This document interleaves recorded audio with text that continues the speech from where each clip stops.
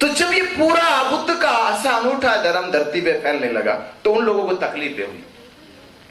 ये रहस्य समझना पड़ेगा कि बुद्ध से क्यों लोगों को तकलीफ होने लगी, कि बुद्ध ने लोगों को खुद से जोड़ दिया था।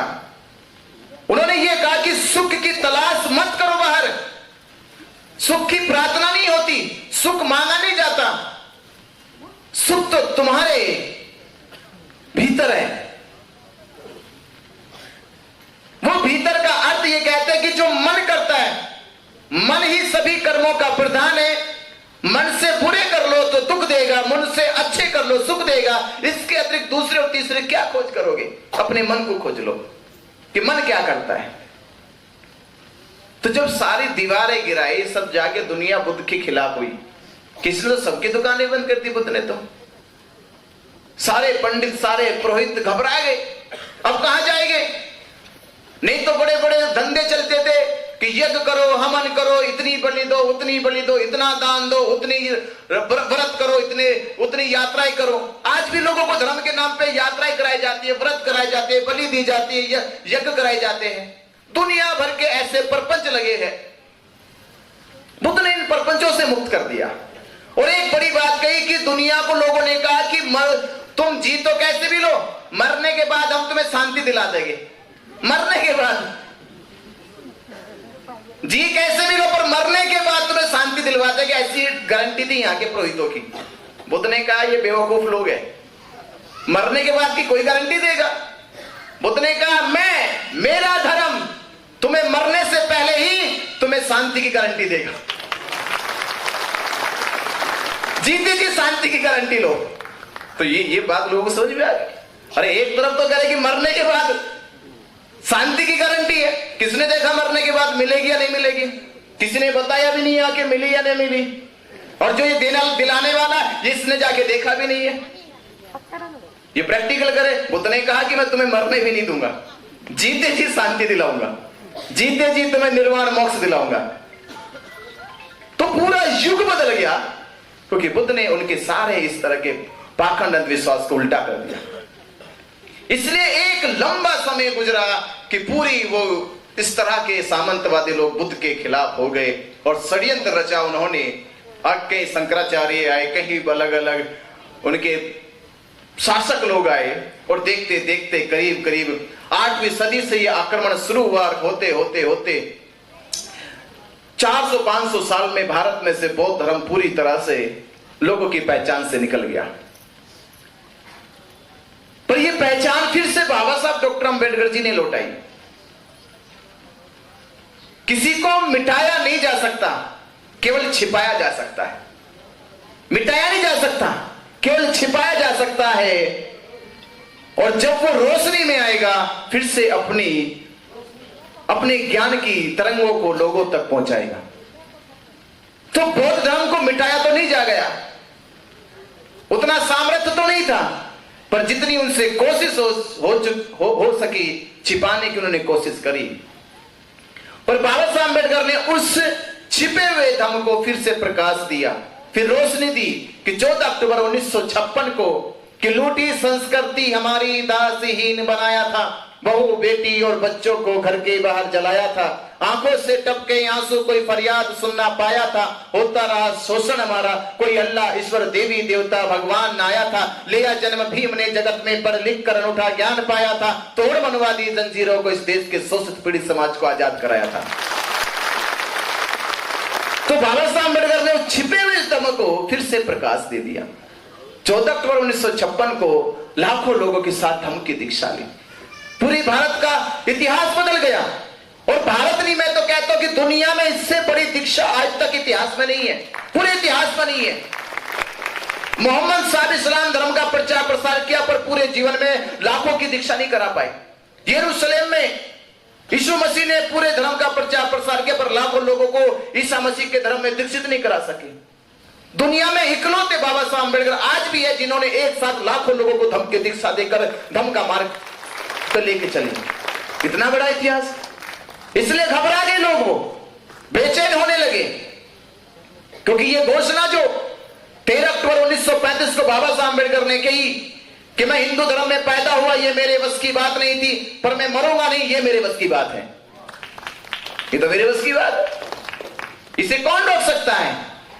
तो इतने हौसले से, इतनी बुलंद आवाज से कहना 1935 में, जब भारत आजाद भी नहीं है, और तब कहना कि जब उस समय वो पंडे पुरोहित सशक्त है, ताकतवर है, सत्ता में है, तब उनके सामने कहना, तो ऐसे ही बाबा साहब अम्बेडकर जी की दुश्मनी बन गई वो। तब उनको लगने लगा कि बाबा साहब अम्बेडकर ये फिर से बुद्ध की क्रांति खड़ी करने वाले हैं। उनको समझ में आ गया कि बुद्ध की क्रांति फिर दोबारा खड़ी होने वाली है। इसलिए उन्होंने 6 जुलाई 1949 को, जिस समय बाबा साहब अम्बेडकर जी संविधान सभा में संविधान का काम पूरा कर चुके थे, आपको डेट याद होगी, 26 नवंबर 1949 को संविधान सभा में संविधान पेश किया गया और 6 जुलाई 1949 को बीटी एक्ट बनाया गया। अगर हम बीच का अंतर देखें तो 4 महीने 20 दिन का कुल अंतर है।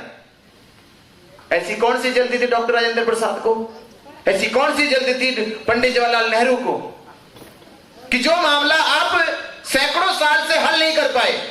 और जब आजाद भारत का संविधान लिखा जा रहा था, जब आजाद भारत में संविधान ये कह रहा था कि हम प्रत्येक नागरिक को, जाति को, धर्म को, संप्रदाय को समान अधिकार देंगे, उसके बावजूद भी तुमने अलग से संविधान से छिप छिप के बाबा साहब से बिना सलाह मशवरा किए बगैर तुमने ये बीटी एक्ट निर्माण क्यों किया?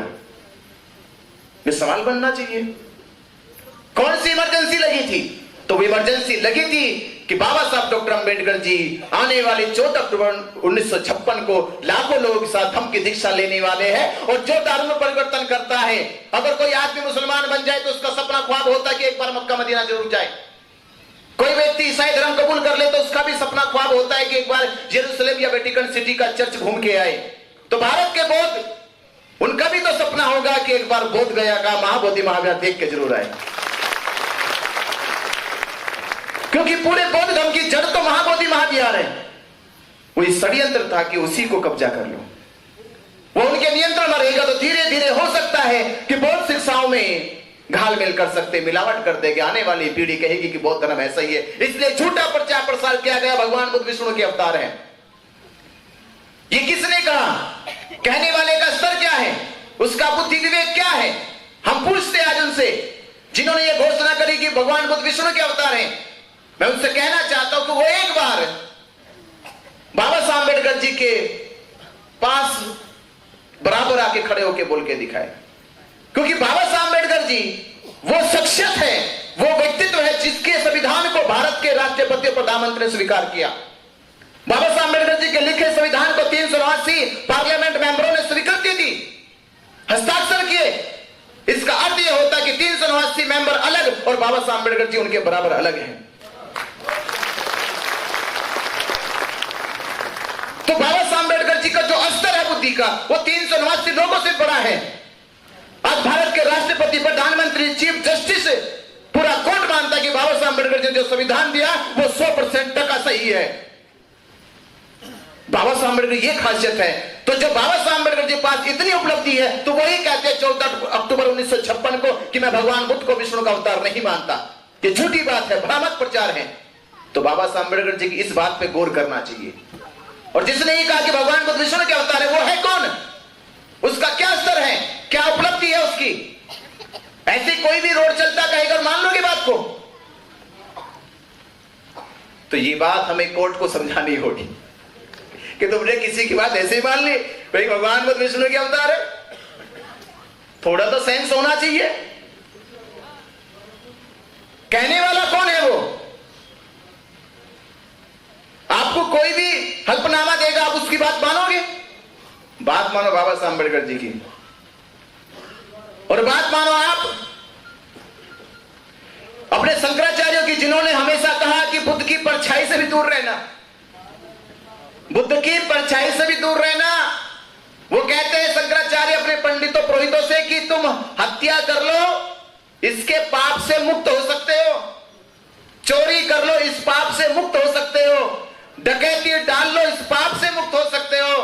पर बुद्ध की बात सुन ली, बुद्ध को देख लिया, बुद्ध की परछाई भी तुम्हारे ऊपर पड़ गई तो 7 जन्मों तक पाप से मुक्त नहीं हो सकते। इतना भय था उनको, इतने डरते थे वो लोग कि बुद्ध को देख भी मत लेना, इतना भय था उनके अंदर। क्योंकि बुद्ध को देखने का अर्थ है फिर बुद्ध के हो जाना, बचना नामुमकिन है। फिर सारीपुत्र ने देखा, मोगल्यान ने देखा तो बुद्ध के हो गए। उस समय के सबसे प्रसिद्ध पंडित थे, रहा नहीं गया। इसलिए उस समय के शंकराचार्य को ख्याल हो गया कि बुद्ध से की परछाई से भी दूर रहना, क्योंकि बुद्ध जहां जहां गए वहां फूल खिलते चले गए। ये सत्य है। इसलिए बुद्ध विहार पूरी दुनिया के लिए प्रेरणा है, परिवर्तन का, प्रगति का, मानव जीवन के सुधार का केंद्र है बोध गया। इसलिए बोध गया मानव जाति के सुधार का, परिवर्तन का केंद्र है। ये परिवर्तन का केंद्र पूरे विश्व में ना चला जाए, और पूरे विश्व में चलेगा तो पंडे पुरोहितों की दुकान कहीं बंद ना हो जाए, तो दुकान पर ताला ना लग जाए। इसलिए उन्होंने ये षड्यंत्र रचा उस दौर में। मैं कहता हूं कि उस समय 6 जुलाई 1949 को तो ये आंदोलन भी नहीं चल रहा था, क्योंकि जब आंदोलन चलाया अनागरिक धम्मपाल जी ने, तब तो तुमने उनकी बात नहीं मानी। तब तो कहा कि देश आजादी के बाद इसका हल करेंगे। जिस समय आंदोलन भी नहीं है, मोर्चे भी नहीं है, धरना भी नहीं है, उस समय कौन सी इमरजेंसी थी कि आपको एक कानून बनाना पड़े? ये कानून 76 सालों से आज भी चल रहा है। इसका मतलब समझ में आया कि भारत के बुद्धिस्ट जागरूक नहीं है।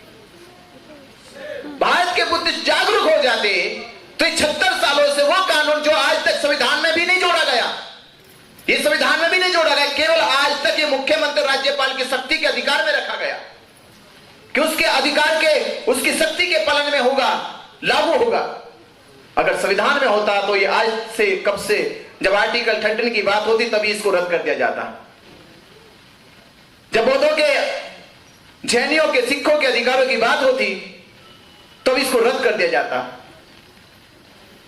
पर आज ही जब पीड़ा समझ में आई कि हम धरने दिए, आंदोलन दिए, अनागरिक धम्मपाल जी ने आंदोलन चलाया, बदन सुरेश ससाई ने आंदोलन चलाया, फिर से आंदोलन चल रहा है, उसके बाद भी कोशिश करी उन्होंने, फर्जी मुकदमे लगा के जेल भेजने का काम करा, धरने को हटाने का काम करा कि हमारा मनोबल गिर जाए, समाज का मनोबल टूट जाए।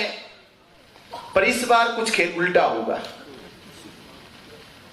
इसलिए उल्टा होगा कि पहले जो आंदोलन थे वो उन लोगों ने ये भ्रामक प्रचार प्रसार किया कि अनागरिक धम्मपाल जी श्रीलंका से चलकर आए हैं, उन्हें श्रीलंका का कह कहकर आंदोलन को कमजोर कर दिया। बदन सुरेश ससाई जापान से आए हैं, उनको जापान का कह कहकर आंदोलन कमजोर कर दिया। इस बार वो पंडे पुरोहित क्या कहेंगे? इस बार तो वो भी नहीं कह सकते। तो जब इस बार ये नहीं कह सकते, इस बार तो फिर खाली करना ही पड़ेगा। तो इस बार तो भारत से ही है, और भारत से भी अम्बेडकरवादी बुद्धिस्ट है, समझ गए ना? तो जेल भेजा। जेल से हमने कहा कि आपने धरना खत्म किया है, पर हम देश में से आंदोलन खत्म होने नहीं देंगे। और ये एक संकल्प लिया 17 अगस्त 2025 को दीक्षा भूमि नागपुर से, कि जहां बाबा साहब अम्बेडकर ने लाखों लोगों को धम्म की दीक्षा दी थी, तो वहीं हम कहते थे कि बाबा साहब अम्बेडकर, आपने हमें धम्म दिया, हमारा मान बढ़ाया। आपने 14 अक्टूबर 1956 को धम्म दिया, हमारा मान बढ़ाया। ये आपके बच्चे महाबोधि महाविहार मुक्त करके आपका सम्मान बढ़ाने का काम करेंगे। ये आपके बच्चे सम्मान बढ़ाएंगे आपका। और मुझे बड़ा गर्व होता है, ये फक्र होने लगा कि 134 साल से ये लड़ाई क्यों नहीं जीती? इसलिए नहीं जीती क्योंकि इस लड़ाई को जीतने की जिम्मा आप लोगों के पास था। आपको जीतनी थी ये लड़ाई। तो आप अपने जीवन को धन्य मानो कि आपको इतनी बड़ी विरासत और इतनी बड़ी संस्कृति को बचाने का जिम्मा मिल गया, जिसकी नींव सम्राट अशोक ने रखी, जिसका सपना केवल भारत के बौद्ध नहीं पूरे विश्व के बौद्ध देखते हैं, जिसकी रचना सिद्धार्थ गौतम की संबोधि से हुई। उस विरासत को बचाने की लड़ाई आप लोग लड़ रहे हो। आपका जीवन धन्य है। भले हमने बुद्ध को ना देखा, बुद्ध को सुना ना हो, पर बुद्ध की महाबोधि महाविहार की वो कर्मस्थली, वो ज्ञान स्थली को मुक्त कराने का हमें जो लड़ाई लड़ने का मौका मिला, इससे बड़ा हमारे जीवन में और सौभाग्य क्या हो सकता है? हमारा जीवन धन्य हो जाता है। एक बौद्ध के रूप में, एक भिक्षु के रूप में, इससे बड़ा जीवन का उद्देश्य और क्या होगा? अरे राम का मंदिर केवल भारत की सीमा में कैद था। आप महाबोधि महाविहार लड़े जो पूरी दुनिया में प्रचलित है। एक इतिहास बताओ, मक्का मदीना दुनिया में सबसे प्रसिद्ध है, पर उसको भी विश्व धरोहर नहीं कहते। नहीं कहते उसको। यरूशलेम पूरी दुनिया में फेमस है, ईसाइयों का चर्च, उसको भी विश्व धरोहर नहीं कहते। भारत का राम मंदिर भारत में फेमस है, पर उसको भी विश्व धरोहर नहीं कहते। महाबोधि महाविहार भारत में पूरे विश्व के लिए विश्व धरोहर है। अब उसको बचाने की लड़ाई लड़ रहे। तो आप सोचिए आपकी लड़ाई कितनी बड़ी है, कितनी ताकतवर है। तो इस लड़ाई को जीतने का केवल ये दो ही काम करने हैं। भारत के बौद्धों को जो कमी खलती थी कि भारत के बौद्ध जागरूक नहीं है, उनको जगाने का काम करना है और एकजुट करने का काम करना है। और आने वाली 12 फरवरी 2026 तक भारत में हम करोड़ों बुद्धिस्टों को एकजुट करके BTF रद्द कराएंगे, महाबोधि महाविहार मुक्त कराएंगे। तो आप तैयार हो? उस समय तक तैयार हो? इसलिए कोई जल्दीबाजी 5-6 महीने बचे, 5-6 महीने पूरी तैयारी करते हैं, लगन से तैयारी करते हैं और फिर कूच करते दिल्ली की सड़कों पे पूरा जाम करते कि जैसे मराठाओं ने मुंबई जाम कर दी थी। तो ताकत से लड़ाई लड़नी होगी। जैसे मैं कहता हूं कि आंदोलन इस हिसाब से नहीं जोड़ा जाता कि आपने कितने दिन आंदोलन चलाया। आंदोलन काउंटिंग इस आधार पे होती है कि आपने कितनी ताकत से आंदोलन चलाया। ताकत से काउंटिंग की जाती है।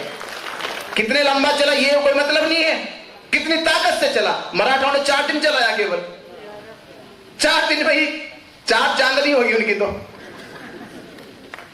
चांदी हाथ लग गई उनको। तो पर उन्होंने तैयारी 4 महीने से की थी।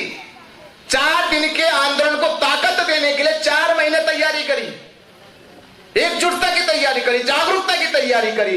वो परिणाम आया फिर 4 दिन में।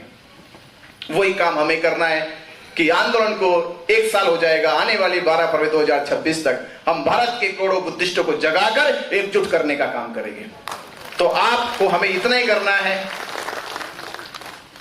इतने से काम में कोई ज्यादा दिक्कत नहीं है। या दिक्कत है कुछ? छोटे से तो काम है, तो छोटा सा काम करना है। आपने मेरी बात को सुना, आपके लिए बहुत बहुत धन्यवाद। और आयोजक साथी सब जिन्होंने इस प्रोग्राम को सफल बनाने के लिए दिन रात मेहनत करी, आप श्रद्धावान उपासकों को बहुत बहुत तहे दिल से धन्यवाद। जय भीम, नमो बुद्धाय। और हमारी टीम जो इस यात्रा का आयोजन कर रही है, जगह जगह जाकर, जिलों में जाकर बातचीत करती है। हमारे बहुत ही आदरणीय जिन्होंने जेल में रहते हुए अपनी बात भी बताई कि हमारे से टेलीफोन पे बात करते थे, तो ये टेलीफोन की बात बता दी इन्होंने, बतानी नहीं चाहिए थी। वो अगली बार चले गए तो टेलीफोन भी नहीं देंगे। तो हमें नितिन गजबे जी, राकेश धारगवे जी और योगेश राउत तीनों बड़े मेहनती हैं, शुरू से लगे हुए हैं। मैं इनका बहुत बहुत शुक्रिया धन्यवाद देता हूँ। और आप सभी को फिर से मेरी बात ध्यानपूर्वक सुनी, आपके लिए बहुत बहुत धन्यवाद। जय भीम, नमो बुद्धाय। धन्यवाद।